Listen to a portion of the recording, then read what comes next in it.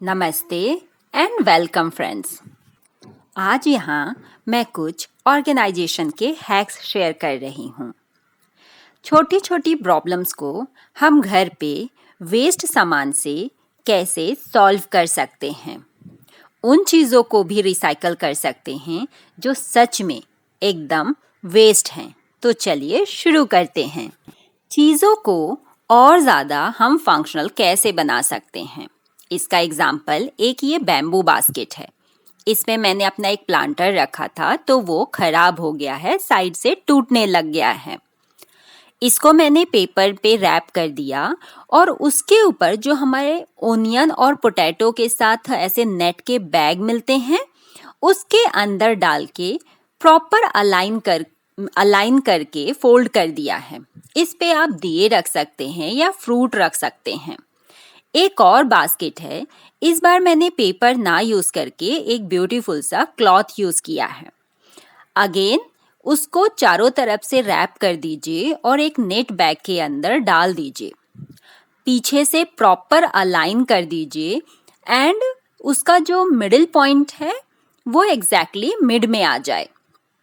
Now इसमें आप fruits रख सकते हैं या कोई और चीज़।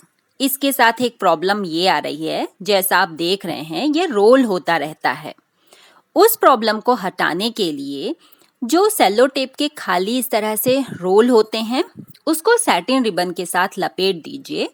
सैटिन रिबन के एंड को ग्लू स्टिक से आप चिपका दीजिए या फेविकोल से, और ये एक बहुत अच्छा स्टैंड बन गया। अब ये बिल्कुल भी शेक नहीं होगा। इस तरह से घर की चीज़ों को आपने ब्यूटीफाई कर दिया और फंक्शनल भी। कुछ चीज़ें बहुत प्रेशियस होती हैं जिनको आप बाई नहीं कर सकते, वो अर्न किए जाते हैं। मेडल्स उनमें से एक है। मेरे बेटे को स्कूल से बहुत सारे ऐसे मेडल्स मिले कॉम्पिटिशन्स में, और वो यहाँ वहाँ कचरे की तरह पड़े हैं। मतलब हम दीवार में अगर हैंग भी कर देते थे तो वो एक के ऊपर एक रहते थे, डिस्प्ले नहीं थे। तो उसके लिए मैंने एक ये कार्डबोर्ड लिया है, इसमें 3 इंचेस पे मार्क करके नेल कर दिया है। नेलिंग करते समय आप 2 चीज़ें ध्यान दीजिए। पहला, हाथ में चोट ना लगे, और दूसरा, नीचे की टाइल्स खराब ना हो। उसके लिए मैंने मैट रख लिया था। नाउ मेडल्स को मेज़र करके उस नेल्स में फंसा के मेज़र कर लीजिए और उतना उसका सैटिन रिबन कट करके उसको टाई कर दीजिए।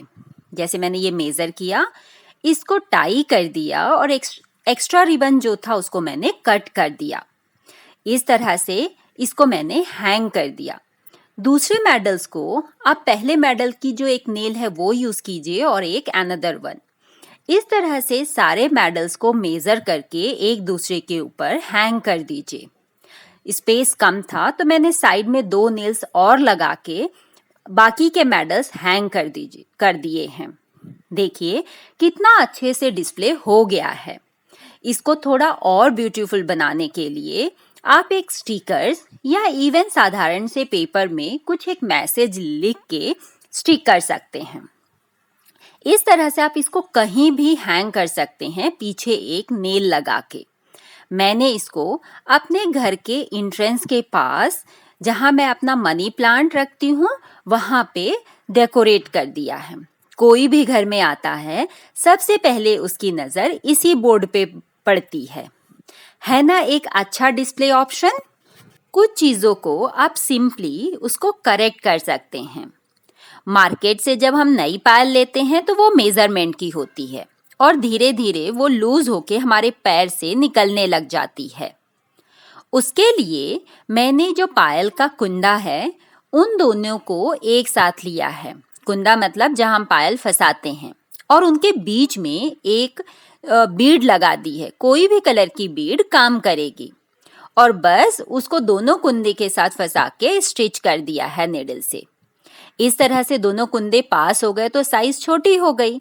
अब ये आपके पैर से बाहर नहीं आएगी और वो बीड की वजह से पायल सुंदर भी दिख रही है। एक सिंपल ऑप्शन बट करेक्ट। घर में बहुत सारे ऑर्गेनाइजर की ज़रूरत पड़ती रहती है, अलग अलग साइज के, अलग अलग फंक्शन के लिए, काम के लिए। तो उसके लिए मैंने इस तरह से जो नमकीन के बॉक्सेस होते हैं उसको लेके चारों तरफ इक्वल डिस्टेंस पे पेंसिल से मार्क कर दिया। खाना बन ही रहा था तो एक पुरानी सीजर को उस पे रख दिया गैस पे गरम करने के लिए और उसी से होल कर दिया चारों तरफ। बाकी के बॉक्सेस को मैंने सेम तरह से होल कर दिया है। जो मैक्रोम वायर होता है थोड़ा स्ट्रॉन्ग होता है, तो मैंने 4 पीसेस ले लिए हैं और इन होल में डाल के उनको टाई कर दिया है। इसी तरह से चारों होल में। नेक्स्ट बॉक्स को लगाने के लिए मैंने मैक्रोम वायर में 25 सेंटीमीटर डिस्टेंस पे एक और नॉट लगाई है। ये नॉट मैं डबल लगाऊंगी, मतलब 2 नॉट लगाइए ताकि वो होल से क्रॉस ना हो। इसी तरह के चारों जो धागे हैं उसमें इक्वल डिस्टेंस में मार्क कर दीजिए। दूसरा बॉक्स उसके बाजू में रखिए और ऊपर की रस्सी ऊपर बांधिए, नीचे की नीचे, ताकि जो रस्सी है वो क्रॉस ना हो। इस तरह से सारे को टाई करते हुए आप एक हैंगिंग ऑर्गेनाइजर पेंसिल के लिए या इवन अपने किचन टाइल्स के लिए बना सकते हैं। आप कहीं भी इसको हैंग कर सकते हैं, इजी है। कोई भी चीज को सिंपली थ्रो करने से पहले एक सेकंड थॉट जरूर दीजिए कि क्या इसको कहीं हम रीपर्पस कर सकते हैं। जैसे एक पिलो है, ये बहुत पुरानी है, 8 to 10 ईयर पहले। इसके अंदर जो रुई है वो ऐसे गुत्थी गुत्थी बन गई है, तो उस रुई को मैंने निकाला। आप चाहें तो इसको यूज कर सकते हैं किसी में टॉय में फिल करने के लिए। हाँ, इस तरह के काम आप जरूर बालकनी में कीजिए ताकि क्लीनिंग आसान हो जाए, नहीं तो घर में डस्ट हो जाएगी। ये कपड़ा काफी अच्छा है, स्ट्रॉन्ग है, तो इसको आप पोछे के लिए यूज कर सकते हैं। इस तरह से ये कपड़ा रीपर्पस हो जाएगा। आप कुछ चीजें एक्सपीरियंस के साथ सीख सकते हैं।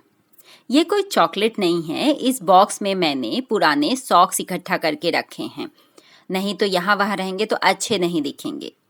इन सॉक्स का यूज मैं इस चिमटे में इसकी जो आर्म है उसमें लगाने के लिए यूज करूंगी। तो उसको अच्छे से दोनों आर्म को पहना दीजिए। अब इसका यूज ये है कि जो बाथरूम की इस तरह की विंडो रहती है, इसको अगर हम हाथ से साफ करते हैं तो मोस्ट ऑफ द टाइम हमारे हाथ में कट लग जाता है। तो आप इस चिमटे को उस ग्लास में फिट करके बस स्लाइड कर दीजिए। पूरी विंडो अच्छी तरह से क्लीन हो जाएगी। इन सॉक्स को आपको धोने की जरूरत नहीं है, आप सिंपली इनको डिस्कार्ड कर दीजिए।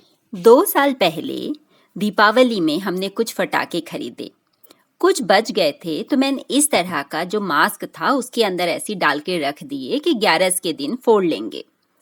वो फटाके ऐसे रह गए क्योंकि हम घर चले गए, फिर उसके बाद लॉकडाउन हो गया तो वो वैसे ही रखे रह गए।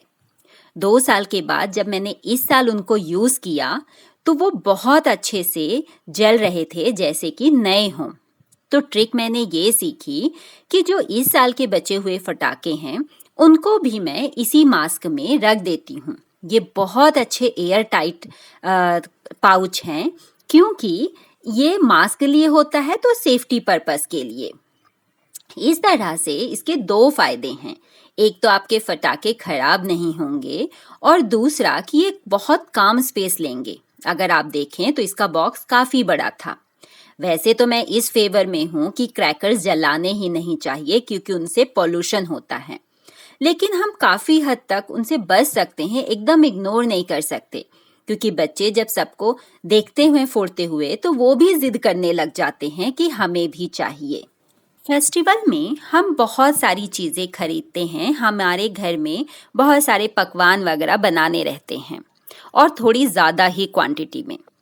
फिर वो अगर बच गए तो वो रखे रह जाते हैं। जैसे कि मेरे घर में चकली का आटा और मैदा, इनसे कब और क्या बनेगा कुछ डिसाइडेड नहीं है। मोस्टली ये एक्सपायर ही हो जाते हैं। तो जब भी मैं आटा गूंथती हूँ मैं इनका 1 या 2 चम्मच नॉर्मल गेहूं के आटे में ऐड कर लेती हूँ।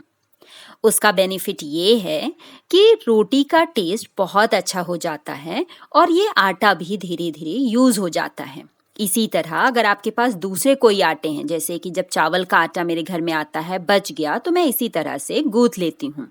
डोंट वरी, आपका आटा ऐसे स्टिकी नहीं होगा। इवन रोटी बेलने में भी कोई प्रॉब्लम नहीं होगी क्योंकि आपने बहुत कम क्वांटिटी में दूसरा आटा डाला हुआ है।